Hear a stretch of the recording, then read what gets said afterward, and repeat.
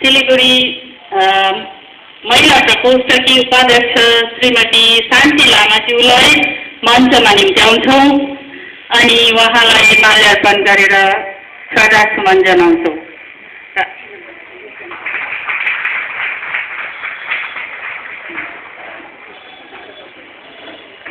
त्यसरी नै आजका विशिष्ट अतिथि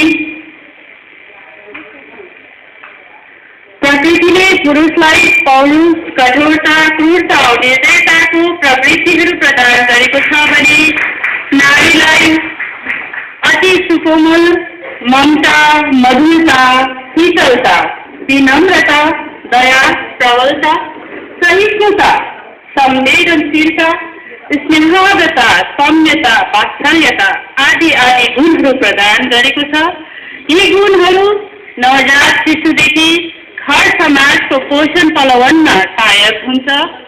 तर यस्तै कोमलतालाई कति राक्षसी प्रवृत्ति भएका गुटले निम्त्यान्नै पार्नमा अघि बढेको देखि एउटा कोमल हृदयमा प्रतिवाद गर्ने इच्छा जाग्दा नै कञ्चनजङ्घा उद्धार केन्द्रको जन्म भयो, जसका सचिव हुनुहुन्छ सुश्री रङ्गु सौर्या। उहाँलाई आज प्रमुख अतिथिको रूपमा यहाँ हामी निम्त्याउँछौँ अनि आसन ग्रहण गरिदिनु हुन अनुरोध गर्दछौँ। रङ्गु सौर्याज्यू, उहाँलाई नारीहरूले श्रद्धार्पण गर्नेछन्। त्यसरी नै यहाँ हाम्रो निम्तो स्वीकारेर आउनुभएको ठिक समयमा नै आउनुभएका हाम्रा गोपाल लामाज्यूलाई पनि हामी यहाँ अतिथिको रूपमा अघि निम्त्याउँछौँ। महिला पुरुष दुवै हाम्रो समाजको दुई पहिया हुन्, यसर्थ हामी पुरुषहरूलाई अलग राखेर हाम्रो समाज निर्माण गर्न सक्दैनौँ। उहाँहरूलाई पनि हामी हाम्रो तर्फबाट श्रद्धासुमन अर्पण गर्दछौँ। र त्यसरी नै यहाँ हाम्रो निम्तो स्वीकारेर आउनुभएकी लोकगीत गायिका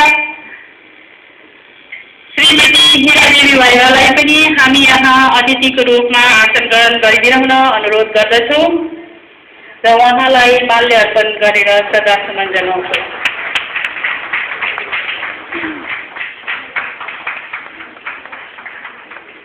हाम्रो महिला प्रकोष्ठकी सह-कोषाध्यक्ष लतिका छेत्रीज्यूलाई पनि म यहाँ निम्त्याउँछु, उहाँ पनि आसन ग्रहण गरिदिनु हुन अनुरोध गर्दछु।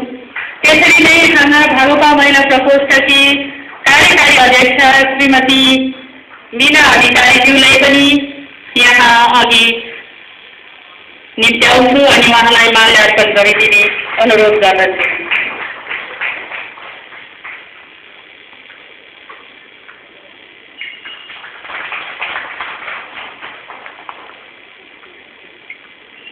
र त्यसरी नै हाम्रो रविरत्न स्कुलकी प्रधान अध्यापिका श्रीमती नीलमणि राईलाई पनि हामी यहाँ निम्त्याउँछौँ, आसन ग्रहण गरिदिनु हुन अनि माल्य अर्पण गर्नेछौँ।